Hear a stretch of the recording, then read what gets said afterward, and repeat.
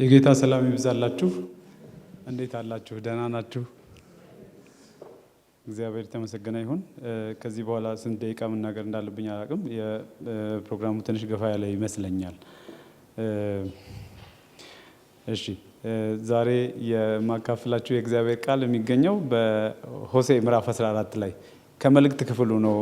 ቃሉን ማካፍላችሁ በቤተ ክርስቲያናችን ትእዛዝ መሰረት ወንጌል ክፍሉን ወይም መልእክት ክፍሉን ተከፋፈሉ ተብሏል አይደል? በዚህ መሰረት የእግዚአብሔር ቃል አካፍላችኋለሁ። በጣም እርግጠኛ ነኝ ጌታ ይናገረናል፣ የእግዚአብሔርን እንሰማለን እና ትንሽ ልባችሁን አዘጋጁ። የእግዚአብሔርን ቃል ለመስማት ረዘም ያለ ጊዜ ስለተቀመጣችሁ አይ ካን አንደርስታንድ ትንሽ ሊከብድ ይችላል፣ ግን ለማሳጠር እሞክራለሁ። መልእክቴን ባጭሩ ለማቅረብ እሞክራለሁ። ሆሴዕ ምዕራፍ 14 ቅድም ተነበዋል። እንደምታዩት ትንሽ ርህራሄ የሚገኝበት መልእክት እዚህ ክፍል ውስጥ ተነግሯል። እንደገናም ባነብላችሁ ደስ ይለኛል፣ ግን ከቁጥር 1 እስከ 4 ድረስ ያለውን ላንብብላችሁ። ምዕራፍ 14 ከሆሴዕ ነው ማነበው። እስራኤል ሆይ በኃጢአትህ ወድቀሃልና ወደ አምላክህ ወደ እግዚአብሔር ተመለስ። ከእናንተ ጋር ቃልን ውሰዱ፣ ወደ እግዚአብሔርም ተመልሳችሁ እንዲህ በሉ፣ ኃጢአትን ሁሉ አስወግድ፣ በቸርነትም ተቀበለን፣ በወይፈንም ፈንታ የከንፈራችንን ፍሬ እንሰጣለን። አሦር አያድነንም፣ በፈረስ ላይ አንቀመጥም። ድሀ አደጉም በአንተ ዘንድ ምሕረትን ያገኛልና ከእንግዲህ ወዲህ ለእጆቻችን ስራ አምላኮቻችን ናችሁ አንላቸውም በሉት ይላል። ከዚህ በኋላ ርኅራኄውን ይናገራል። ቁጣዬ ከእርሱ ዘንድ ተመልሷልና አመፃቸውን እፈውሳለሁ። በገዛ ፈቃዴ እወዳችኋለሁ። ለእስራኤልም እንደ ጠል እሆናለሁ፣ እንደ አበባም ያብባል፣ እንደ ሊባኖስም ስሩን ይሰዳል፣ ቅርንጫፎቹንም ይዘረጋሉ። ውበቱም እንደ ወይራ ሽታውም እንደ ሊባኖስ ይሆናል። እንደዚሁ እያለ ይቀጥላል እና ትንሽ የክፍሉን ሀሳብ እነግራችኋለሁ። ከዛ በፊት 1-2 ደቂቃ አብረን ብንጸልይ ደስ ይለኛል። እግዚአብሔር የዘላለም አምላክ ስለዚህ ማለዳ እናመሰግንሃለን፣ ስለዚህ አምልኮ እናከብርሃለን። በዝማሬ እየተናገርከን ነበር እግዚአብሔር ሆይ። በዚህ በሚደረገው መርሃ ግብር ሁሉ ውስጥ አንተ እያወራህን ነበር፣ መንፈስ ቅዱስ እየተናገርከን ነበር። ስለዚህ ሁሉ ነገር እናመሰግንሃለን። ክብርን ሁሉ ላንተ እንሰጣለን። አባት ሆይ በዚህ ሰዓት ራሴን ዝቅ አደርጋለሁ በፊትህ፣ በኩራት አልናገርም። እግዚአብሔር ሆይ አንተ ቃልህን ለሕዝብ እንድትቆርስ እጸልያለሁ። ጌታ ሆይ ሁላችንንም እንድታስተምረን እለምንሃለሁ። ለመማር ዝግጁ ነን። እግዚአብሔር ሆይ እንሰማሃለን። ገስጸን፣ አስተምረን፣ መልሰን፣ ጥቀመን። እግዚአብሔር ሆይ ልጆችህ እንደሆን በቤትህ አቆየን። እግዚአብሔር ሆይ ክብር ላንተ ይሁን። ስምህን ለዘላለም እናከብራለን። ስምህን እንባርካለን። ቃልህን ስለምትቆርስልን እናመሰግንሃለን። ክብር ሁሉ ላንተ ይሁን በጌታችን በመድኃኒታችን በኢየሱስ ክርስቶስ ስም አሜን። ንጋቱ ዮሐንስ እባላለሁ። ንፋስ ስልክ መካነ ኢየሱስ ነው የምሄደው። እዚህ ያው ቤተኛ ስለሆንኩ ልቀጥል ብዬ ነው በዛው የቀጠልኩትና የሆሴዕ መጽሐፍ ትንሽ ኢንትሮዳክሽን ለመናገር ያክል በ700 ዓመተ ምህረት አካባቢ ከ750 እስከ 722 አካባቢ ትንቢት እየተናገረ ነበረ። ይሄ ነቢይ ከንዑሳን ነቢያት የመጀመሪያው ነው እና ትንቢት እየተናገረ ነበር። ትንቢቱ ሄቪ ነው፣ ትንሽ የሚያስጨንቅ ትንቢት ነው እና ሲጀምር ትንቢቱ የተጀመረው ለሰው በተለመደ መንገድ አይደለም። እግዚአብሔር አዘዘው፣ ሂድና ጋለሞታይቱን አግባ አለው። ታገባላችሁ ብትታዘዙ? በጣም ጠንከር ያለ ጉዳይ ነው ያዘዘው። ሂድና ጋለሞታይቱን አግባ ብሎ እግዚአብሔር አዘዘው እና አስቸጋሪ ትእዛዝ ላይፍ ውስጥ የምትገባ ሴት እግዚአብሔር በዚህ መንገድ አዘዘው ማለት ነው። ለእግዚአብሔር መታዘዝ ነበረበት። ሄዶ አገባት። ካገባት በኋላ ልማዷ ሊለቃት አልቻለም። በዝሙቷ ቀጠለች። ካገባችም በኋላ ልጆች እየወለደችም ይሄ ሁኔታ ቀጠለ። እንዲያውም በገንዘብ ተገዝታ ሰንበዲ ገዛትና ሄደች፣ ጥላው ሄደች እና እግዚአብሔር ተመልሶ መጣና ሂድና እንደገና ገንዘብ ከፍለ ግዛት ወደ ራስ መልሳታል። ኦ ማይ ጉድነስ! በጣም የሚያሳምም ነገር አዘዘው እግዚአብሔር። ሆሴዕ ይታዘዝ ነበር። የሚገርማችሁ ነገር እሺ ብሎ ሄዶ ታዞ ጋለሞታይቱ የነበረችውን ሴት አገባ። ቤቱ እያለችም ቀጥላለች በዛ ድርጊቷ። እንደገና ጥላው ሄደች። አሁን ደግሞ ሂድና ገንዘብ ከፍለ ገዝተ መልሳት አለው እግዚአብሔር። እሺ ብሎ ሄዶ ገንዘብ ከፍሎ ገዝቷት ይዟት መጣ። ሚስቱ አድርጎ ቀጠለ። እንደውም ልጆች ወለዱ። ከዛ በኋላ የልጆቹ ስም ሁሉ ተጽፏል። ይገርማቸዋል። አማይካና እና ትንሽ ያሳምማል። ከምዕራፍ 1 እስከ ምዕራፍ 3 ይሄንን ታሪክ ታነባላችሁ። እና መጀመሪያ ጊዜ ሳነበው አልገባኝም ነበር። ምን አይነት ነገር ነው እዚህ መጽሐፍ ውስጥ የሚወራው የሚለውን ዝም ብዬ ትንሽ ተቸግሬበት ነበር። ግን በቃ አልገባኝም ነበር። ሆል መጽሐፉን ስታነቡ ግን ይገባቸዋል። ከምዕራፍ 4 ጀምሮ ነገሩ የእስራኤል ታሪክ እንደሆነ ይገባቸዋል። እንደዛ አይነት ታሪክ ይናገራል። ከምዕራፍ 4 እስከ 11 ድረስ እስከ 9 ድረስ ስለ እንደዚህ አይነት ነገር ይተርካል። እስራኤልን ብዙ ጊዜ እግዚአብሔር ወደ ራሱ አቀረባት። ሲያቀርባት ጀምሮ በራሷ የቆመች አልነበረችም፣ ደህና አልነበረችም። እግዚአብሔር መጥቶ ልጄ ብሎ ሲያቅፋት ወደ ራሱ ሲያቀርብ መንግስቴ ነው፣ ህዝቤ ነው፣ የኔ ነው፣ ስሜ የሚጠራበት ህዝብ ነው ሲል እግዚአብሔር ምንም የሚመኩበት ነገር አልነበረም። የሚቆጥሩት ጽድቅ አልነበረም። ደህና ነገር አልነበራቸውም።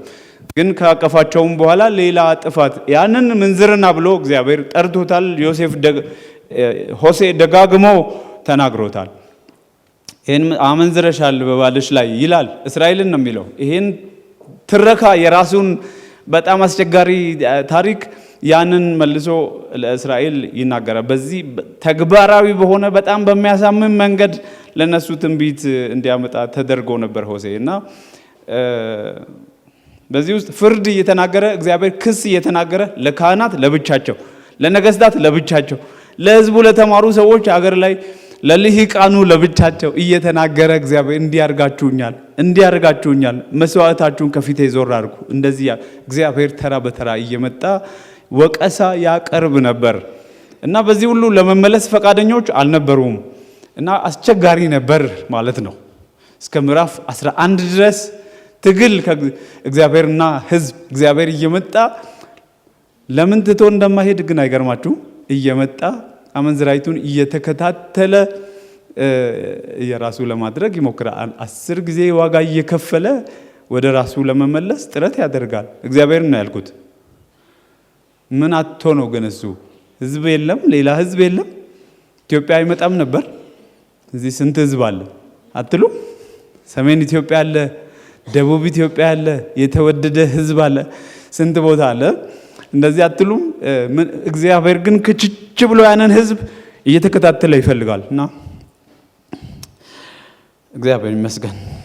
የሰው ሽሽት እና የእግዚአብሔር ፍለጋ ብየዋለሁ። እኔ ግን የዛሬውን መልእክት የሰው ሽሽት የእግዚአብሔር ፍለጋ ስንት ድረስ ነው ይሄ ርቀት? ምን ያህል ይርቃል ይሄ ነገር? እኔ በቃ እደነቃለሁ፣ ገረማለሁ። እግዚአብሔር በዚህ አስቸጋሪ ሁኔታ ውስጥ መጥቶ የምስራች ሁሉ ይናገራል። በየመሃሉ ያስታውሳቸዋል። የአባታችሁን የያዕቆብን ቃል ኪዳን አስቡ። እየታገለ ከእግዚአብሔር ጋር በረከት የወሰደውን ትዝ ይበላችሁ። እግዚአብሔር ይመልሳል፣ እንደገና ምሕረት ያደርጋል። ተመለሱ፣ በከንፈራችሁ ፍሬ አክብሩኝ። የተለያዩ ምሳሌዎች እየተናገረ እናንተ ለኔ የተመረጣችሁ ናችሁ፣ ልተዋችሁ አልችልም፣ እንደዚህና እንደዛ እያለ በተደጋጋሚ እየመጣ በፍቅር ለማማለል ይሞክራል። እግዚአብሔር በፍቅር እየከበበ አንዴ በዛ እየዞረ እየመጣ ይጠይቃል። ይሄ ነገር ግን ብዙ አልተሳካለትም ነበር። 700 ዓመተ ምህረት አካባቢ 750 ዓመተ ዓለም አካባቢ ተጀመረ ክርክርና ሙግት እስከ 722 ዓመት አካባቢ ወደ 22 30 ምናምን ዓመት ገደማ ትግል ነበር። ትንቢት የተነገራቸው ነበር እና አልሰሙም። ወደ ከለዳውያን ሀገር ወደ አሶራውያን ሀገር ተማረኩ፣ ተወሰዱ። ይሄ ሁሉ ጩኸት፣ ይሄ ሁሉ ንግግር እያለ እግዚአብሔር ይፈልጋል። እግዚአብሔር እየተከታተለ ይፈልጋል። ፍለጋው መጨረሻው ግን ምን ድረስ ነው የሚለው ነው እኔ በጣም ያስደንቀኝ። ዛሬ ማለዳ እንደ መልእክት የምሰጣችሁ ኢንድለስ ፍለጋ እግዚአብሔር በዙሪያችን እየዞረ ምንም ማቆሚያ የለውም። ይፈልገኛል። ሁሉ ጊዜ ስወድቅም ዱላ ይዞ አይመጣም። እየፈለገ ይዞራል። እግዚአብሔር በዙሪያችን አለ። እግዚአብሔር ይሄን ታሪካዊ ዳራ የተወሰነ ሀሳብ ልነግራችሁ የወደድኩት ታሪኩን እንዳንረሳው ብዬ ነው። እግዚአብሔር የሚናገራቸው ነገሮች አንዳንድ ሐሳቦችን እዚህ ውስጥ እንደገና እናንሳና ሁለት ክፍል ብቻ ነው ማነብላችሁ። አንዱ ይሄ ነው። ከአዲስ ኪዳን ደግሞ ይሄንኑ መልእክት የሚናገር ክፍል አነብላችኋል። እግዚአብሔር ሲጀምር በዚህ ክፍል ሲጀምር እስራኤል ሆይ በኃጢአትህ ወድቀሃልና ወደ አምላክህ ወደ እግዚአብሔር ተመለስ የሚል በነብዩ አፍ የተነገረ ተመለስ። ይሄ ንግግር 14 ምዕራፍ ውስጥ እየተደጋገመ መጥቷል። 14 ምዕራፍ ውስጥ በተደጋጋሚ በተለያየ መልክ በፍቅር ምንም ጠላትነት ሳይኖርበት እንደ አባት እየመጣ ይሄንን መልእክት ያስተላልፋል። እና ሰው ለምንድን ነው የማይሰማው? እሺ ብሎ ከእናንተ ጋር ቃልን ውሰዱ ይላል። ይሄ አዲስ ኪዳናዊ ቋንቋ ነው። ከእናንተ ጋር ቃልን ውሰዱ የከንፈራችሁ ፍሬ ይላል። ንስሐ ለመግባት ሰው ያስባል መጀመሪያ፣ በልቡ ይሸነፋል መጀመሪያ፣ ልቡ መንቦጫቦጫ አለበት መጀመሪያ፣ አጥፍቻለሁ መደንገጥ አለበት መጀመሪያ፣ እሱን በአፉ መናገር አለበት። እሱን ነው የሚነግረን። ከእናንተ ጋር ቃልን ውሰዱ ወደ እግዚአብሔር ተመልሳችሁ እንዲህ በሉ ብሎ የምንለውን ጭምር ነው እዛ ሲናገር ያለ። እንደዛ ይላል። ከዚህ በኋላ በቃ ከለዳውያን በእነሱ አልታመንም፣ እንዲህም አላረግም እንዲያም አላረግም በሉ። እዚህ ውስጥ አንድ ነጥብ አለ። ሰዎቹ በነዛ 20-30 ዓመታት ውስጥ ደጋግሞ እግዚአብሔር እየመጣ ሲያናግራቸው ትንሽ ስጋት ነበረና የፖለቲካ ስጋት፣ አካባቢ ላይ ነውጥ ነበረ፣ መከበብ ነበረ። የአሁኑ አይነት ኢትዮጵያ አይነት ሁኔታ ነው የነበረው። በዙሪያው ከበባ ነገር ነበረ። ስለዚህ ከከለዳውያን ጋር የፖለቲካዊ ጥምረት ፈልገዋል። ግብጽ ደግሞ ታላቅ ሀገር ስለሆነ በግብጽም ለመታመን አንዳንድ ውለታዎች አሉ። እነዚህ የአካላት እነዚህ መንግስታት ጋር ስትነጋገሩ ደግሞ አንዳንድ ጥያቄዎች ይመጡላቸዋል። እሺ እናግዛችኋለን አምላኮቻችንን ካመለካችሁ የሚሉ ሀሳቦች አሉ። ስለዚህ የነሱን አማልክት ማምለክ ጀምረው ነበረ። በነሱ የመተማመን አካባቢ ትንሽ ተራምሶ ነበር። ፖለቲካዊ ትርምስ ተፈጥሮ ነበር። ፍርሃት ተፈጥሮ ነበር። እግዚአብሔር እየመጣ በከለዳውያን አትታመኑ፣ በፈረሶች አትታመኑ። ፈረሶች የሚለው የግብጾችን ኃያላን አትታመኑ፣ እኔ ይሻላቸዋለሁ በተደጋጋሚ እግዚአብሔር ይናገር ነበር። እሺ ይላሉ በአፋቸው፣ ግን ይሄ ነገር ማድረግ አይችሉም። ወደ አምልኮቻቸው የዝናብ አምላክ፣ የብልጽግና አምላክ የሚባሉ ሁሉ ነበሩ። የሚገርማችሁ ነገር ስታነቡ ታገኛላችሁ። በዚህ አይነት ሁኔታ ከእግዚአብሔር ጋር ጥል ተፈጥሮ ነበር። ተደጋጋሚ ጥል፣ ተደጋጋሚ ክስ፣ ተደጋጋሚ የማባበል የፍቅር ቃላት እዚህ 14ቱም ቻፕተር ውስጥ በተደጋጋሚ እየተነገረ ነበር። እና እንዲህ ብላችሁ ንስሐ ግቡ ብሎ ቃላት እስኪያበድራቸው ድረስ እግዚአብሔር ወደ እነሱ እየመጣ ይናገር ነበር። ምዕራፍ 14 ግን ትንሽ ፍቅር የሞላበት እና መለስ ያለበት እግዚአብሔር በራሱ ጊዜ የተመለሰበትን ክፍል እናነባለን። ከዛ ቀደም ብላችሁ ከባድ ምዕራፎችን ነው የምታነቡት። ምዕራፍ 14 ግን እንደገና ቁጣዬ ከእርሱ ዘንድ ተመልሷልና ከነርሱ ዘንድ ተመልሷልና አመጻቸውን እፈውሳለሁ፣ በገዛ ፈቃዴ እወዳቸዋለሁ። ይሄ ነገር ግን ቀለል ያለ ንግግር ነው። እግዚአብሔር አመጻን፣ ኃጢአትን፣ ጥፋትን እንደ በሽታ ነገር ይቆጥራል። እፈውሳለሁ ይላል። የሚፈወስ ነገር እንደ በሽታ ነገር ቆጥሮታል እግዚአብሔር። በገዛ ፈቃዴ እወዳቸዋለሁ። ሰዎቹ ለመወደድ ፈቃደኛ አልሆኑ።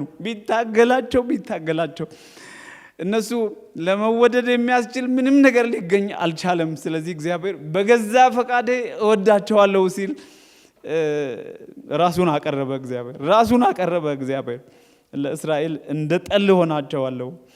እንደ አበባ ያብባሉ። ከዚህ በኋላ እንደ ሊባኖስ ስሩን ይሰዳል እስራኤል፣ ቅርንጫፎቹም ይዘረጋሉ።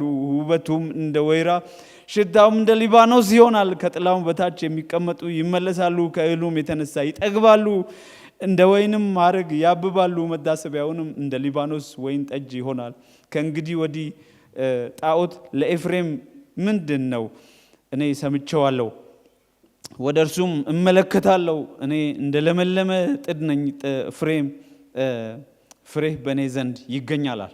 ይህን ነገር የሚያስተውል አለ ጠቢብ፣ የሚያውቃትም አስተዋይ ማን ነው ብሎ እግዚአብሔር ይጠይቃል። የእግዚአብሔር መንገድ ቅን ነው፣ ጻድቃንም ይሄዱበታል፣ ተላላፊዎች ግን ይወድቁበታል ብሎ ይሄንን መልእክት ተናግሯል። ዛሬ ማለዳ ይሄንን ስንሰማ የእግዚአብሔር ቃል ስንሰማ ወደ ራሳችን እናያለን። ልባችንን ያጠነከርንበት ነገር ካለ መንገዳችንን እግዚአብሔርን ማያየን ሲመስል አንዳንድ ነገር ጥሩ አይደለም።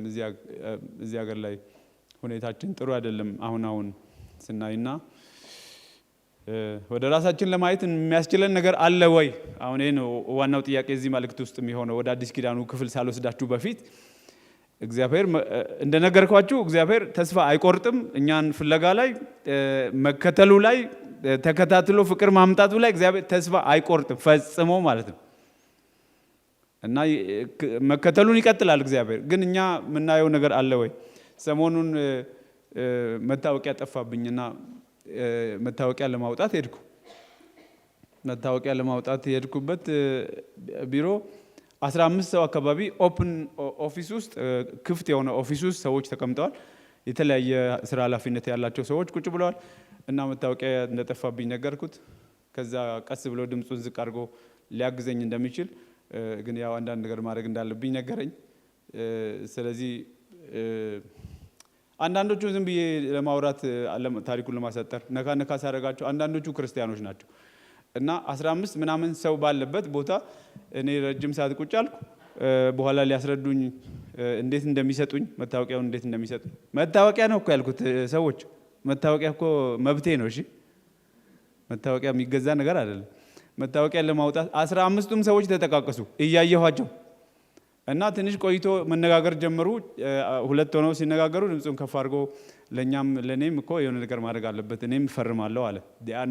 ከዛ ሌላኛው የሚያግዘኝ ሰውዬ አግዛለሁ ያለው ሰውዬ እሷም እኮ በኋላ ማተም ታደርገው እሷ ናት በኋላ ልባርግ አለኝ። ራቅ ያለች እንትና ደግሞ አፕሩቭ የሚያደርገው እሱ ነው እሺ ብለው አመለከተኝ። አንደኛው ከውስጥ ና አለኝ። ወደ ውስጥ ገባ ስል እኔም እንደዚህና እንደዛ አደርግልሃለሁ አለኝ። መታወቂያ ለመስጠት ነው። ከዛ ሁሉም ሰው መስማት ጀመሩና ኤቭሪባዲ ይነጋገር ነበር እና 15 ምናምን ሰው ቁጭ ባለበት I am 100% sure ግማሾቹ ክርስቲያኖች ናቸው። እና ሁሉም ሰው እየተነጋገረ እኔ ገንዘብ መስጠት እንደነበረብኝ ተነገረኝ። ሁሉም ሰው ከኔ ገንዘብ ማግኘት አለበት ያቺን መታወቂያ አግኝቼ ለመሄድ ፖሊስ ጣቢያ ሄጄ አጽፌ ሳላመጣ መታወቂያ ሰፖርት አድርገው እንዲሰጡኝ ማለት ነው። እና ደህና ነን ትላላችሁ? የሰበክነው ወንጌል ትክክል የሆነ አልመሰለኝም። እኔ ምናልባት እኛ ጋር ሳይሆን አይቀርም ችግሩ ሰዎቹ ጋር አልመሰለኝ። ምን ሰብከው ወንጌል ልክ የሆነ አልመሰለኝም። ሼም እኮ ምናምን አልተሰማቸው። 15 ምናምን ሰው እየተሰማማ ነው የሚነጋገረው። ጮክ ብለው ነው ሁሉ መጨረሻ ላይ ያወሩት። እና we are difficult position። ይሄን ስናገር 11 ቻፕተር እየተናገረ ቆይቶ እግዚአብሔር አንዳንዶቹ ይቀልዱ ነበር እና መጨረሻ ላይ ትቀልዳለህ አይደል? እየቀለድክ የማይመጣ ይመስላል የሃይማኖት ነገር እኮ አንዳንድ ጊዜ ያገርማችሁ። እግዚአብሔር ሲናገር ነገሩ እኮ የሚመጣ አይመስልም። ተመልሶ ልክ እሱ የሚናገረው ነገር የሚፈጸም ምናምን አይመስልም። ግን ይገርማችኋል። ተራሮችን ውደቁብን እንኳን ቢሉ መለወጥ አልቻለም። ከለዳውያን ሲመጡ 10ሩ ነገር ተጠርጎ ሄዶ አልተመለሰም። 2ቱ ነገር ነው የተመለሰው። ከ12ቱ የተረፈው 2 ብቻ ነው።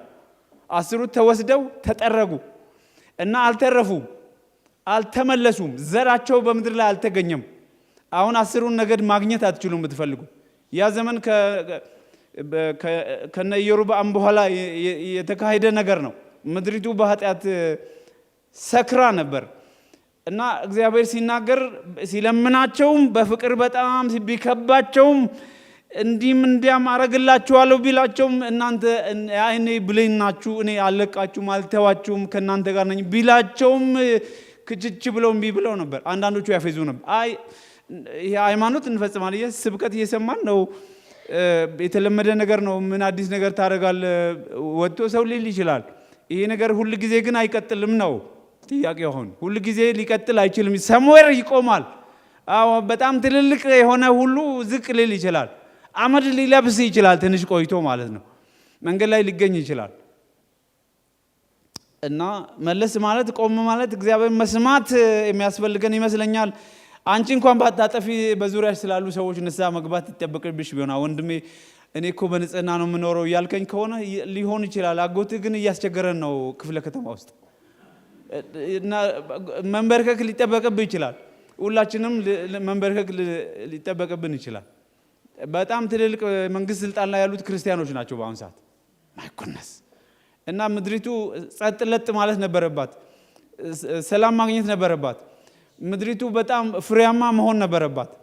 ነውጥ መቀነስ ነበረበት። ጨምሯል አሁን እና ወንጌል በያዝነው በእኛ ነው እየሄደ ያለው ነገሩ። የንስሐ ጊዜያችን ሳያልፍ ቆም ብለን ራሳችንን ብናይ የተሻለ እኔ ይመስለኛል። ይሄ ነባር ቸርች ነው። ይህንን ነገር በቁም ነገር መውሰድ ያለበት ይመስለኛል። ይሄኛውን አጥቢያ ብቻ አይደለም ያልኩት። መካነ ኢየሱስ የሚባል ትልቅ ቸርች 10 ምናምን ሚሊዮን ህዝብ ያለው ቸርች ምድሪቱን ሊያስተካክል ይችላል። እየሰራንበት ያለን አልመሰለኝም። we are in problem። በጣም ከባድ ድምጽ ነው እየመጣ ያለው እና ብናስብበት ሳይሻል አይቀርም። ቆም ብንል ሳይሻል አይቀርም። ይሄ ፍቅር አምላክ እኔ ራሴ በገዛ ፈቃዴ እወዳቸዋለሁ እፈውሳቸዋለሁ ማለቱን አያቆምም። እሱ ሁሉ ጊዜም አያቆምም። እሱ ግን ክችች ብዬ ከያዝኩት የጥፋት መንገድ ጋር ከቀጠልኩ መውደቅ አይቀርም፣ ህመሙ አይቀርም። እንደሱ ነው። ከተመለስክ ደግሞ የንስሐ ፍሬ ያለው ነገር አድርግና የአንደበታችን ፍሬ በሚያሳይ መንገድ ከልባችን የወጣ ነገር በንስሐ ዩተርን ሰርተን እንመለስ ይላል። እሱን ስናረግ የሚሆነውን ነገር ግልጥ አድርጎ ነው የተናገረው። ጌታ ይመስገን። ምንም በቃ የተደባበቀ ነገር እፈውሳቸዋለሁ። ምንም ጥግ ድረስ ብትሰበሩ እፈውሳቸዋለሁ። ኃጢአት ይሰብራል፣ እግዚአብሔር ይፈውሳል። ኃጢአት ይሰብራል ታውቃላችሁ፣ እግዚአብሔር ግን ይፈውሳል። እግዚአብሔር ይመልሳል። ኃጢአት ርቀት ድረስ ይወስዳል፣ ከእግዚአብሔር ያርቃል። ኃጢአት እግዚአብሔር ደግሞ ያቀርባል። እግዚአብሔር ይፈውሳል፣ እግዚአብሔር ያድናል። ኢየሱስ ጌታ ነው። ቆም ብንል በሐሳባችን ብንመለስ እኔ ደስ ይለኛል። እንደው ከዚህ ጋር በጣም ትርጉም የሚሰጥ ነገር በዚህ ክፍል ውስጥ ስላየው ከአዲስ ኪዳን አንድ ክፍል ላንብብላችሁና መልእክቴን ልጨርስ። ትንሽ ቆየት ብላችሁ ስለሰጣችሁኝ ረጅም ጊዜ መስበክ አልቻልኩም። መካነ ኢየሱስ ትእዛዝ ሰጥታለች፣ አልሰማችሁም መሰለኝ እናንተ። መዝሙር አሳጥሩ ተብላችኋል። አሰሙ እንዳትታዘዙ እንደ ሉቃስ ወንጌል ምዕራፍ 15 3 ስቶሪ ይናገራል። ሶስት ምሳሌ ተናገረ ጌታ ኢየሱስ እና ከዚህ መልእክት ጋር እጅግ በጣም ስለገጠመ ወደዚህ አምጥቻችኋለሁ። አዲስ ኪዳን መስበክ ግን በጣም እኔ ውስጤ ስለሆነ ስለምቸገርበት ነው። ይቅርታ አድርጉልኝ። ከዚህ ካልተናገርኩ አይሆንም። አሜን ትላለህ አትልም? በሉ ሲጮክ ብላችሁ አሜን በሉ። ኢየሱስ ጌታ ነው። ቀራጮችና ኃጢአተኞችም ሁሉ ሲሰሙት ወደ እርሱ ይቀርቡ ነበር። ሊሰሙት ወደ እሱ ይቀርቡ ነበር። ቀራጮችና ኃጢአተኞች፣ እሰይ ጌታ ይባረክ። ቀራጮችና ኃጢአተኞች ሁሉ ሊሰሙት ወደ እርሱ ይቀርቡ ነበር። ፈሪሳውያንና ጻፎችም ይህስ ኃጢአተኞችን ይቀበላል ከእነርሱም ጋር ይበላል ብለው እርስ በርሳቸው አንጎራጎሩ። ሁለት አይነት ጎራ ኢየሱስ ዙሪያ ነበረ እና የሃይማኖት ሰዎች ናቸው። አንደኛው ቤተክርስቲያን ቤተ መቅደስ አካባቢ የቆዩ ናቸው። ቴዎሎጂያንስ ናቸው። ብዙ መጽሐፍት የሚያውቁ ናቸው። የእግዚአብሔር ነገር ፈሪሳዊ ማለት በነገራችሁ ላይ ማዕረግ ነው። እንደ ፒኤችዲ ማለት ነው። ትምህርቱን ተምሮ ጨርሰው ፈሪሳዊ ይባላል። እና ፈሪሳውያን ናቸው ኢየሱስ ዙሪያ የነበሩት። ጸሐፍት ደግሞ የሚመራመሩ ሰዎች ናቸው። በጣም ጥልቅ፣ ምናልባት አካደሚሽያንስ ይመስሉኛል። እነዚህ ሰዎች በዙሪያው አሉ። ሌሎች ደግሞ አሉ፣ ቀራጮችና ኃጢአተኞች በኢየሱስ ዙሪያ ነበሩ። እነሱ ጌታ ኢየሱስን ሊሰሙት ይወዱ ነበር። ኃጢአተኞቹ ሊሰሙት ይወዱ ነበር። እነዚህኞቹ ደግሞ ከኃጢአተኞች ጋር ይበላል፣ ከኃጢአተኞች ጋር ይቀመጣል ብለው ይከሱት ነበር። እናም የሃይማኖት ቤቱ ብዙ ስርዓት አለው፣ እግዚአብሔርን የሚቀበል ግን አይደለም። ተራቸው በገባ ጊዜ ሁሉ ቤተክርስቲያን ውስጥ ስራቸውን ይሰራሉ። ያው ስብከት እየተካሄደ ነው፣ መዝሙርም እየተካሄደ ነው፣ ፕሮግራምም እየተመራ ነው። እናንተም በሰዓታችሁ እየገባችሁ በሰዓታችሁ እየወጣችሁ ነው። ይሄ ስርዓት በደንብ እየሄደ ነው የሚል ነው የፈሪሳውያኑ አካሄድ። ይሄ ነገር እግዚአብሔርን ካላስገባ ቆም ብለን አሁንም የምንጠይቀው ጥያቄ አለ ማለት ነው። እና እዚህ ጋር በደንብ ፍንትው ብሎ የሚያስደነግጥ ነገር የተነገረው ሊሰሙት ፈቃደኞች የሆኑት ቀራጮችና ኃጢአተኞቹ ናቸው። በቃ ፈውስ ፈላጊዎቹ ናቸው። መዳን የወደዱት ናቸው። ጌታ ፊት ልባቸውን የከፈቱ ቁጭ ያሉት። ኢየሱስ ደግሞ እዛ ለመቀመጥ ፈቃደኛ ሆነ። አሜን ትላለህ አትልም? እኛ ቤት ነው ኢየሱስ ግን ብዙ ጊዜ እሺ የሚለው። እኔ በጣም ይገርመኛል። እኔ ደግሞ ፈቃደኛ ነኝ። ምንም አይነት ኩራት የለኝም። እኔ አሁን ድካሜን አውቀዋለሁ፣ ስንፍናዬን አውቀዋለሁ። ጌታዬን ሁሌ እፈልገዋለሁ። እሱ ካረዳኝ እኔ መቆም የምችል አልመሰለኝም። አሁን ከእናንተም የተሻለ ምንም ነገር የለኝም። እንደው እግዚአብሔር ሂድና ቁም አለኝ መሰለኝ እንጂ እንደሱ ነው። ምንም የሚያኮራን ነገር የለም። ኢየሱስን ከፈለጋችሁ ትድናላችሁ። እንዴት ነው ይሄንን ስብከት ለነባር ሰዎች የምትሰብከው? ለነባር ቤተክርስቲያን፣ ለነባር ክርስቲያኖች። ሆሴ እኮ ለነባር ክርስቲያኖች ነው ያንን መልእክት ያመጣው። ለካህናትና ቤተ መንግስቱ ውስጥ እግዚአብሔርን ለሚያውቁ ስም ላላቸው ሰዎች እና ይሄ እንደዚህ ያለ ነገር ነው እና የእግዚአብሔርን ፍለጋ ተናግሬ እንዲጨርስ ፈቀዱልኝ። ሆሴ ውስጥ እንዳሳየዋችሁ ጋለሞታይቱን መጨረሻ የሌለው ድረስ ነው የፈለጋት።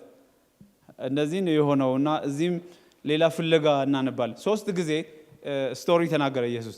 የመጀመሪያው ስቶሪ ስለምታውቁት ብዙ ጊዜያችሁን አልወስድም። አንድ ባለጠጋ ሰውዬ 100 በጎች አሉት፣ አንደኛው ጠፋበት። 100 በጎች አሉት፣ በጎቹን ራሱ ነው የሚጠብቀው እና 100 በጎቹን ይዞ አንደኛው ሲጠፋ እስኪያገኘው ድረስ ፍለጋው ሄደ ይላል። 99ን ትቶ እስኪያገኘው በሉ። ይቅርታ አላላችሁም እኮ አንዳንድ ኩራተኛ ሰው ይታየኛል። እስኪያገኘው ድረስ ነው እስክትገኝ ድረስ ነው ግን የተፈለግሽው አንቺ ብትኮሪም ግድ የለም።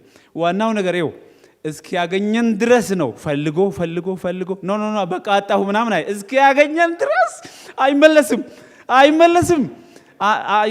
አንድ በግ ነው። 99 አለኝ አሞኬ አላለም፣ በፍጹም አላለም። 99ን ትቶ አንዷን እስኪያገኛት ድረስ ፈለጋትና አገኛት። እግዚአብሔር ይመስገን። ሲያገኛት ደግሞ ተዳክማለች፣ ተቅበዝብዛለች፣ ተጎድታለች። ስለዚህ አንስቶ እየነዳ ወይም እያስከተለ ሳይሆን ተሸክሞ ነው ይዟት ይመጣ። ይሄንን ስቶሪ ነው የነገረን። እስኪያገኛት ድረስ ፈለጋት። ገደል ለገደል፣ በረሃ ለበረሃ፣ አውሬ በልቷት ሊሆን ይችላል። ይሄ የመልካም እረኛ ስቶሪ ነው። ባይብል ውስጥ መልካም እረኛ የሚል ካነበባችሁ መልካም እረኛ የሚታወቅበት አንድ ምልክት ነበረው። በጎች አውሬ ሲመጣ አይሸሽም፣ እስከ መጨረሻው ድረስ ነፍሱን ያኖራል የሚለውን አንብባችኋል። መልካም እረኛ እንደዚህ በብሉይ ኪዳን ውስጥ መልካም እረኛ የሚባሉ ሰዎች አሉ። ምን ያደርጋሉ? ይከተላሉ። በግ ከጠፋባቸው ይፈልጋሉ። ፈልገው አውሬ ሊበላው ይችላል።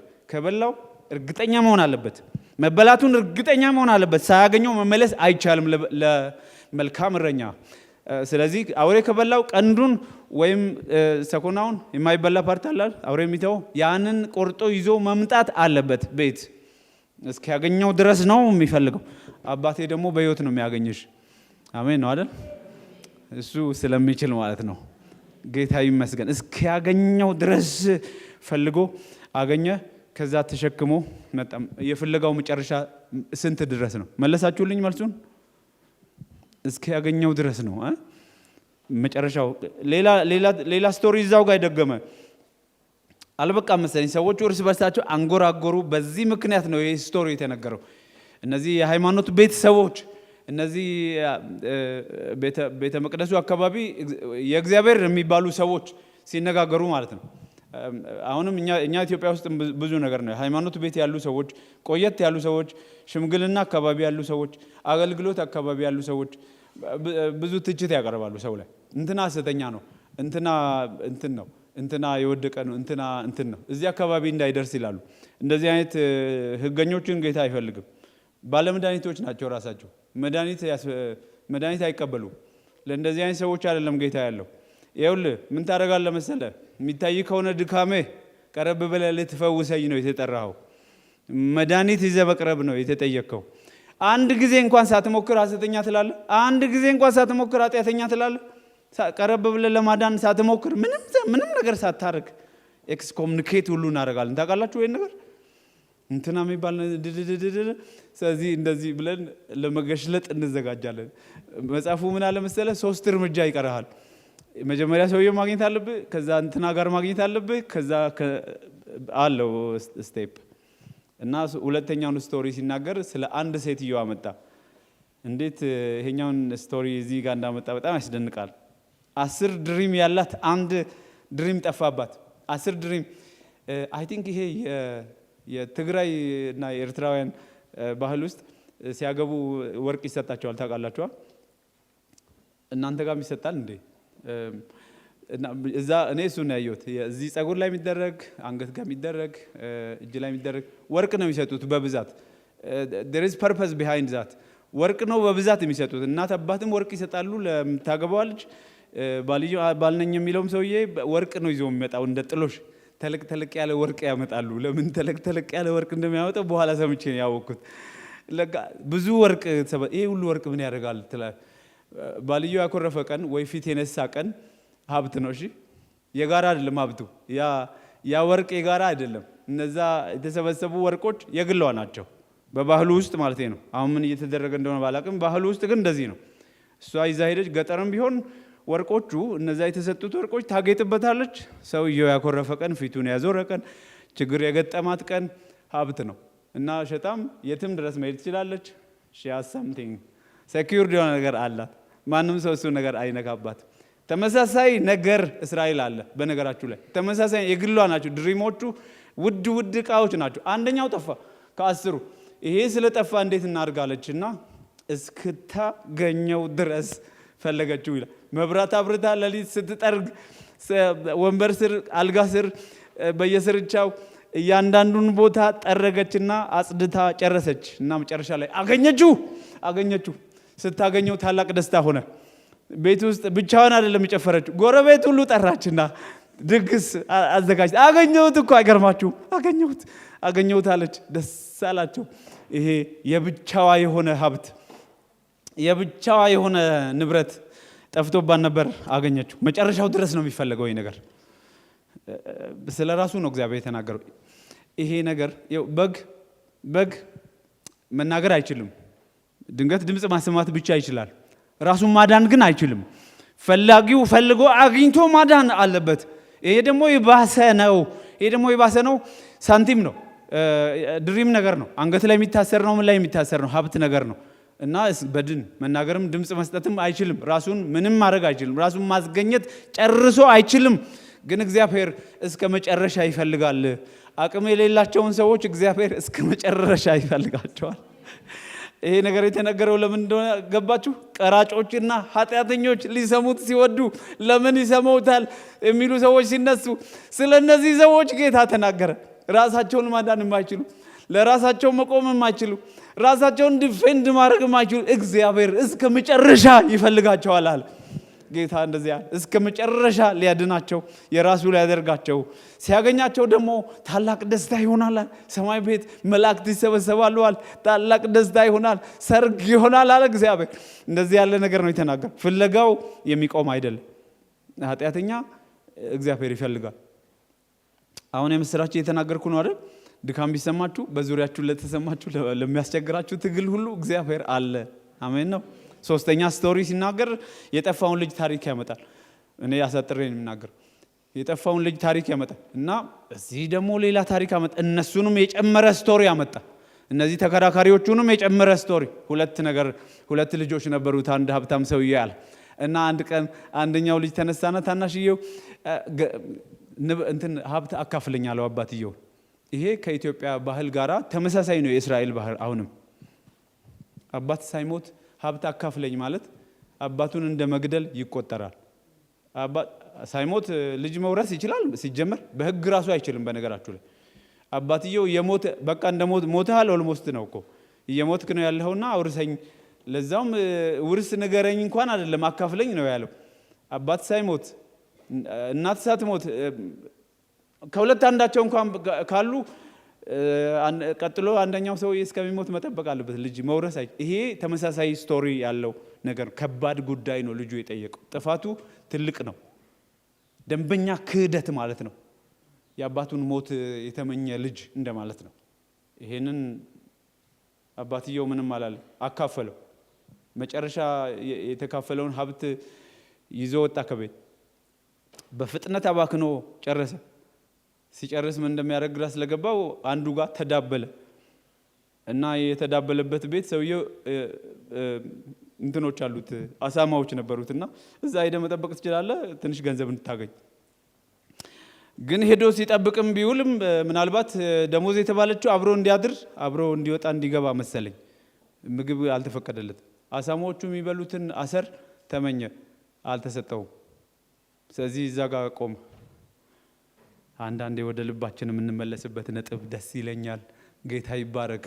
ዜሮ ላይ ስትገቢ ይኸው ስታበቃ ጉልበትን ስትጨርስ አለው የምትልበት ቦታ ሲያበቃ አጎት እንትና ምናምን የማይሰራበት ነጥብ ሲመጣ እንትና እኮ አለልኝ ለክፉ ጊዜ የምትለው ነገር ሳይኖር ሲቀር በባንክ ገንዘብ ሳይኖር ሲቀር ጤና ምናምን ሲሸሽ እንትን ሲሸሽ እግዚአብሔር መጥቶ እኔ ያለሁ ይላል።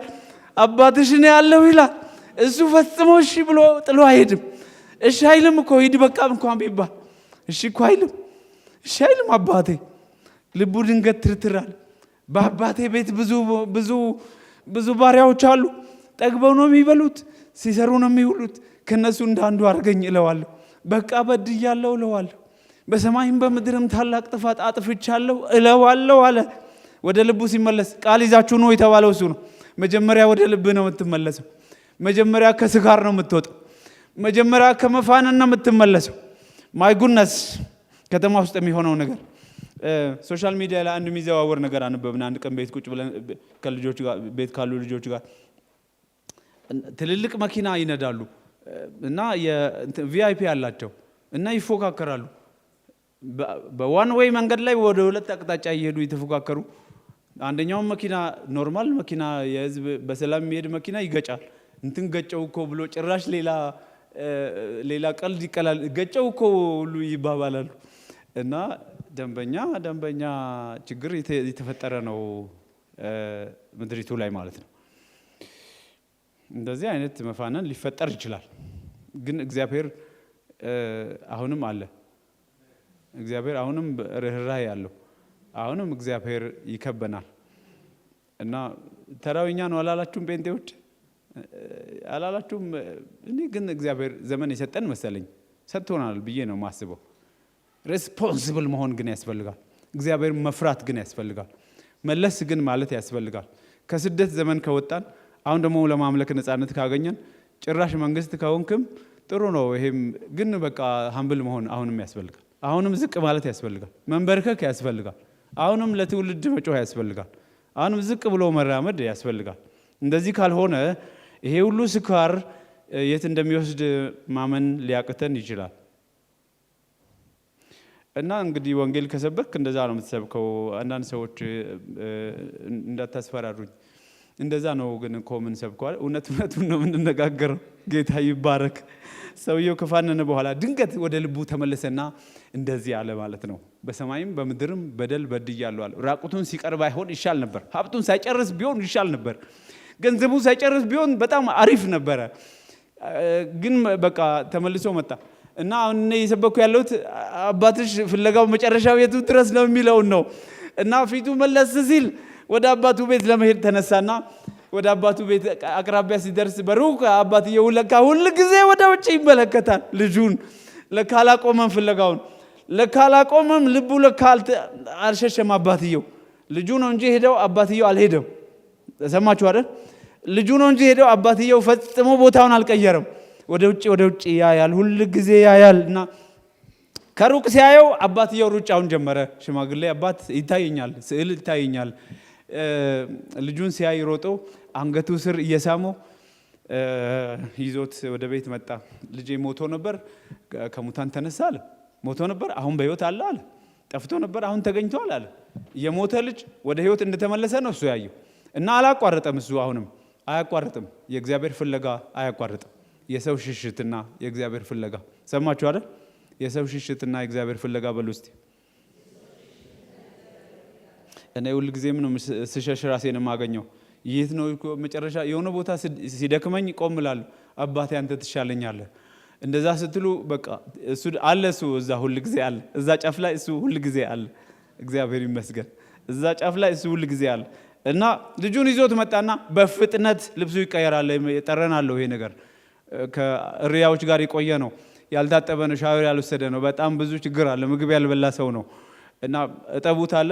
ልብስ ተቀየረ፣ ቀለበት ተደረገለት አለ የሚባል ፍሪዳ ታረደ እና ታላቅ ደስታ፣ ታላቅ ፌሽታ ቤት ውስጥ ተፈጠረ። ታላቅየው ልጅ ተመልሶ መጣ። ፈሪሳዊው ሰው ኢየሱስ ነው። የሃይማኖት ቤት ሰው ነው። ተመልሶ ወደ ቤት መጣ። ኢየሱስ ሆነ ብሎ ሁለት ስቶሪ እዛ ውስጥ ያመጣው እሱ ነው። አንደኛው ኃጢአተኛ ነው፣ የሚሳሳት የሚወድቅ የሚንከባለል ድራማ የሚሰራ እንደኔ ያለ ነው እሱ። በቃ ይፈተፈታል፣ እየተነሳ ደግሞ ይነሳል። እግዚአብሔር ደግሞ ምህረት ያደርግለታል። ይሄኛው ግን ራሱን ጠብቆ ይኖራል። እንትኑ ልክ ነው። ሁሉ ጊዜ ሻወር ይወስዳል። መንፈሳዊ ነገር ማወራ ደህና ነው ይሄ ሰውዬ ሁሉ ጊዜ እና ይፈርዳል። እንትና ልክ ነው፣ እንትና ልክ አይደለም ምናምን ይላል። እዚህ አካባቢ የቆመ ሰው ነው ይሄኛው ሰውዬ እና ተመልሶ ሲመጣ ምንድነው የምን ፌሽታ ነው ሲል ወንድምህ እኮ ተገኘ ተመለሰ ሲባል ዋት ሀብት ተካፍሎ የወጣው ሰውዬ ልጅህ ነው የሚለው። ከዚህ ሰዓት ጀምሮ ወንድሜ ምናምን አይልም ይሄኛው ሲናገርና ወደ ቤት አልገባም ብሎ ተቀይሞ ውጪ ተቀመጠ። አባትየው ወጥቶና ግባ ቢለው በጭራሽ አለ። አንድ ጥቦት እኮ ሰተኛ አታውቅም። ይሄን ሁሉ ዘመን ቀጥ ብዬ ሳገለግል አንድ ቀን ስህተት ሰርቼ አይተህ ታውቃለህ? እንዴት አድርገህ ነው ይሄንን ሀብት ተካፍሎ የወጣ ዘራፊ ሰውዬ ልጅህን እንዴት ነው ወደ ቤት ያስገባኸው አለው። ልጅ እኮ ወንድምህ እኮ ሞቶ ነበር፣ አሁን እኮ በህይወት ተነሳ። አንተ እኮ ሁሉ ጊዜ ከኔ ጋር ነህ፣ ከዚህ የበለጠ እኮ ሀብት የለህም አንተ። ሊገባው አልቻለም። ከፍተኛ ቅሬታ ተፈጠረ። ሊገባው አይችልም። ሃይማኖተኛ ሰው ታውቃላችሁ፣ ሊገባው አይችልም በፍጹም። የኛ ቄስ አንድ ቀን ምን አለ? ወድቆ ማያውቅ ፓስተራችሁ አይሁን አለ። ወድቆ ካላወቀ አይገባውም አለ። በቃ ተጋጭቶ ምናምን ደምቶ ካላወቀ ምንም አይገባውም አለ። እንደዚህ አይሁን። ጌታ ይባረክ። እግዚአብሔር አባታችን ሁሉ ጊዜም በዙሪያችን አለ። ፍለጋው አይቆምም፣ ፈጽሞ አይቆምም፣ ፈጽሞ አይቆምም። እኛ እንሸሻለን፣ እሱ አይቆምም። እኛ እንሸሻለን፣ እሱ አይቆምም። እግዚአብሔር ይመስገን። ያ ሰውዬ ሸሽቶ ሲሄድ ትዝ አላችሁ? አንድ ነብይ ሂድና መልእክት ተናገር ሲባል አይ አለ። አይ ለዚህ ክፉ ህዝብማ አልናገርም መልእክት ብሎ መልእክቱን በልቡ እንደያዘ ሌላ አቅጣጫ መርከብ ውስጥ ገብቶ ሌላ ሀገር ገንዘብ ከፍሎ ሊሄድ ሞከረና ለመደበቅም ሲሞክር ወደ መርከቡ የመጨረሻው ታችኛው ክፍል ውስጥ ገባ። ሰው በሌለበት ቦታ አካባቢ ላይ በሬተኛው እና መንገዱ ተናወጠ። ነውጥ፣ ከባድ ነውጥ ሆነ። በቃ መሄድ አልቻሉም። አወቀ እግዚአብሔር ፊት ለፊቱ እንደቆመ። አሁንም እግዚአብሔርን እዚህ መጣህብኝ ብሎ ብቅ አለና እኔ ነኝ ጥፋቱ ያጠፋሁትና እኔ ወደ ባህር ልቀቁኝና እናንተ በሰላም ትሄዳላችሁ አለ። ከእግዚአብሔር እየሸሸ ነው። ከዛ መንገድ ቀይሮ የሸሸው ገንዘብ ከፍሎ መርከብ ውስጥ የገባው ከመርከቡም ታችኛው ውስጥ የገባው ሰውዬ አሁንም እግዚአብሔር ከበበውና ያዘው። ስለዚህ እንደተያዘ ሲያቅ ነው ወደ ባህር ጣሉኝ አለው። ወደ ባህር እግሩን ይዘው በጭንቅላቱ ውሃ ውስጥ ሲልኩት አሁንም ታች እግዚአብሔር እጅ ጠበቀው። በአሳ ሆድ ነው እግዚአብሔር ያዘው እዛም እና አሳው መጽሐፉ ሲናገር ካነበባችሁ ዮናስን ታችኛው ክፍል መውረዱን ለማረጋገጥ ቄጠማዎች ከኔ በላይ ነበሩ ይላል። አሳው ውጦት ታችኛው የውሃ ጫፍ ታችኛው ክፍል ገብቶ ተኛ። እዛ ሲደርስ መጨረሻው ጋር ስለደረስ የሲኦል ጫፍ ነው እሱ ነገር። እዛ ጋር ሲደርስ ልቡ ተከፈተ። ነብዩ የእግዚአብሔር ቤተ መቅደስ ተከፍቶ እንደታየውና ከሞት መውጣት ከእግዚአብሔር ዘንድ ነው የሚል መዝሙር ዘመረ። እዛ ውስጥ ሆኖ ነው የእግዚአብሔር መቅደስ ገና ልቡ ክፍት ሲል ወደ እግዚአብሔር መነጋገር ሲጀምር እግዚአብሔር እዛ አለ። ኢየሱስ ጌታ ነው። መጨረሻው ድረስ አይለቅም በቃ እግዚአብሔር እና አሳውን አዘዘ። እግዚአብሔር አሳውን ሲያዝ አሳው ይዞት የት ቢወስደው ጥሩ ነው? መልእክት መናገር ባለበት በዛኛው ሳይድ ማለት ነው። አሻግሮት በመርከብ መሻገር ያለበትን በአሳ ተሻግሮ በሩ ላይ ነነዌ በር ላይ ነው የተፋው። በነገራችሁ ላይ እግዚአብሔር አያቋርጥም። እናንተም ፍለጋ በእናንተ ላይ ባለው አጀንዳ እኛ እንሸሻለን፣ እግዚአብሔር ግን ይከተለናል። ፍለጋው ይቀጥላል። ጌታ ይባረክ። እስኪያገኘው ድረስ ይፈልገዋል። አሜን በሉ እስቲ። ጌታ እስኪያገኘኝ ድረስ አይተወኝም። ብጠፋም እንኳን እስኪያገኘኝ ድረስ ከኔ አይሄድም። እኔ ደስ የሚለኝ ፓርት ምኮራው ቀና ብዬ የሚሄደው በሱ ነው። እሱ አይተውም። እኔ ፈቅጄ ወድጃቸዋለሁ አልተዋችሁም ያለው እሱ ነው። እሱ ላይ እንቆማለን እና ቆም ብለን እስቲ ቆመን አብረን እንጸልይ። ከሰማችሁት መልእክት ውስጥ አንድ ሁለት አረፍተ ነገር ከእግዚአብሔር ጋር ብትነጋገሩ እጠይቃለሁ። ተመለሱ ተብለናል። የእግዚአብሔር ፍለጋ የማያቋርጥ ቢሆንም የምስራች በዚህ መልእክት ውስጥ ቢቀርብም ወቀሳም አለ፣ ጠንካራ መልእክትም አለ። ዙሪያችን የተረበሸ ነው። አካባቢያችን የተረበሸ ነው። ምድሪቱ ሰላም አይደለችም። በእኛ ጊዜ እኛ ለምድሪቱ መድኃኒት መሆን በሚገባን ጊዜ በጣም ብዙ ችግር አለ ምድሪቱ ላይ። ንስሐ መግባት የሚጠበቅብን ጊዜ ይመስለኛል። አባት ሆይ እጸልያለሁ። ጌታ ሆይ በዚህ ማለዳ ስለሰጠን መልእክት አመሰግንሃለሁ። ጌታ ሆይ እንድንመለስ እንድትረዳን እጸልያለሁ። ከልባችን ድንዛዜ መልሰን እግዚአብሔር ሆይ፣ ከስንፍናችን መልሰን እግዚአብሔር ሆይ፣ ቤተ ክርስቲያን ውስጥ ልናገለግል ከሚገባን በታች እያገለገልን ስለሆነ እግዚአብሔር ሆይ ምህረት አድርግልን። በተለይም እግዚአብሔር ሆይ እኛ ማድረግ የምንችለው ነገር ፊት ለፊታችን እያለ ቤተ ክርስቲያን ዲክላይን እያደረገች ዝቅ እያለች በአሕዛብ ፊት መሰደቢያ እየሆን ስንሄድ እግዚአብሔር አባቴ ይሄ በፊት የሚታይ ስንፍና ነው። ይቅርታ እንድታደርግልን እጸልያለሁ። ጌታ ሆይ ለነዚህ ወጣቶች ይቅርታ እንድታደርግ እጸልያለሁ። እዚህ ብዙ አቅም ያላቸው ሰዎች እዚህ ቤተ ክርስቲያን ውስጥ ይታዩኛል። ግን ቤተ ክርስቲያኑ ሳስቶ መሳቂያ መሳለቂያ ለመሆን ጫፍ ላይ ያለ ሆነዋል። አባቴ እግዚአብሔር ሆይ ይህን ምህረት እንድታመጣ ጸልያለሁ። ለነዚህ እናቶች ምህረት እንድታደርግ ጸልያለሁ። ኃይለኛ የጸሎት ዎሪየርስ እዚህ እንዳሉ አውቃለሁ። ይህን ስንፍና እንድታነሳ ጸልያለሁ። ለቀሳውስቱ ለሽማግሌዎቹ እግዚአብሔር ሆይ በአመራር ውስጥ ያለ ስንፍናን ለዚህ ይቅርታ እንድታደርግ ጸልያለሁ። እግዚአብሔር ሆይ ምህረት እንዲመጣ ጸልያለሁ። እግዚአብሔር ሆይ ጌታ ሆይ በምድሪቱ ላይ እግዚአብሔር ሆይ ታላቅ ነገር ሊሰራ የሚችልበት ጊዜ የሰጠህን ጊዜ፣ በዚህ ጊዜ ፍሬ አላፈራንም፣ በዚህ ጊዜ አላስደሰትንህም፣ በዚህ ጊዜ እግዚአብሔር ሆይ በሰው ፊት ሞገስ አላገኘንም። እግዚአብሔር አባቴ ይህንን ስራችንን አይተ እግዚአብሔር ሆይ ምህረት እንድታደርግልን እንድታግዘን ደግሞ እግዚአብሔር ሆይ ስራችን ፊት እንድትመጣ እግዚአብሔር ሆይ ጸጋ እንዲመጣ እግዚአብሔር ሆይ ኃይል እንዲመጣ እግዚአብሔር ሆይ ጥበብ እንዲመጣ ጸልያለሁ። እግዚአብሔር አባት ክፉ ነገር ሳይገጥመን እግዚአብሔር ሆይ እንድትረዳን ጸልያለሁ። አሁን እንድትረዳን ጸልያለሁ። እግዚአብሔር ሆይ አሁን እንድታግዘን ጸልያለሁ። እግዚአብሔር ሆይ ጌታ ሆይ ከስንፍናችን ከስራ ብቻ አይደለም እግዚአብሔር ሆይ ከርኩሰት መልሰን እግዚአብሔር ሆይ ንጽህና ከሌለው ነገር መልሰን አንተን ከማያከብር ነገር መልሰን እግዚአብሔር ሆይ አንተን ከማያስደስት ነገር መልሰን እግዚአብሔር ሆይ ቤተ ክርስቲያን ውስጥ ስራ እንድንሰራ፣ ሀገር ውስጥ ስራ እንድንሰራ፣ በየስራ ቦታችን ስራ እንድንሰራ፣ አንተን የሚያስከብር ነገር እንድናደርግ እግዚአብሔር ሆይ እርዳን። አንተ ፍለጋህ የማይቆም አምላክ፣ እስክታገኘን ድረስ የማትቆም አምላክ፣ ደክመን እንኳን ብታገኘን ለፍርድ ሳይሆን ለማንሳት፣ ለመሸከም፣ ለማቅናት የምትመጣ አምላክ፣ የኃጢአተኞችና የቀራጮች ጓደኛ የሆንከው አምላክ እግዚአብሔር ሆይ እንድትረዳን እጸልያለሁ። ጌታ ሆይ ሃይማኖታችንን ስናስጠብቅ ነፍሳት እንዳይድኑ እንቅፋት ከሆንበት ነገር አድነን። እግዚአብሔር ሆይ መልሰን። እግዚአብሔር ሆይ አግዘን። እግዚአብሔር ሆይ እነዚህን ወጣቶች ኃይል እንድሰጣቸው ጸልያለሁ። እነዚህን ጎበዛዝት እንድትረዳ ጸልያለሁ። እግዚአብሔር ሆይ ልባቸው እንዲመለስ በጋራ ለመስራት እንዲችሉ እግዚአብሔር አባቴ ሆይ አንተ የምትጠብቅባቸውን ነገር ሊሰሩ እንዲችሉ ልባቸው እንዲነሳ ጸልያለሁ። እግዚአብሔር ሆይ ክብር ላንተ ይሁን። እናመሰግንሃለን እግዚአብሔር አባታችን ለቀሳውስት ስለምታመጣው ጸጋ፣ እግዚአብሔር ሆይ ለወንጌላውያን፣ እግዚአብሔር ሆይ ለሽማግሌዎች፣ ቤተክርስቲያን ለሚመሩ ሰዎች ስለምትሰጠው ጥበብ እናመሰግንሃለን። ስለምታግዛቸው፣ ሞገስ ስለምትሆንላቸው፣ ስለምትረዳቸው፣ በፊታቸው ስለምትሄድ እናመሰግንሃለን። ስምህ የተባረከ ስምህ የተመሰገነ ይሁን። እግዚአብሔር ሆይ ክብርን ሁሉ ላንተ እንሰጥሃለን። ስለዚህ ማለዳ በጌታችን በመድኃኒታችን በኢየሱስ ክርስቶስ ስም አሜን።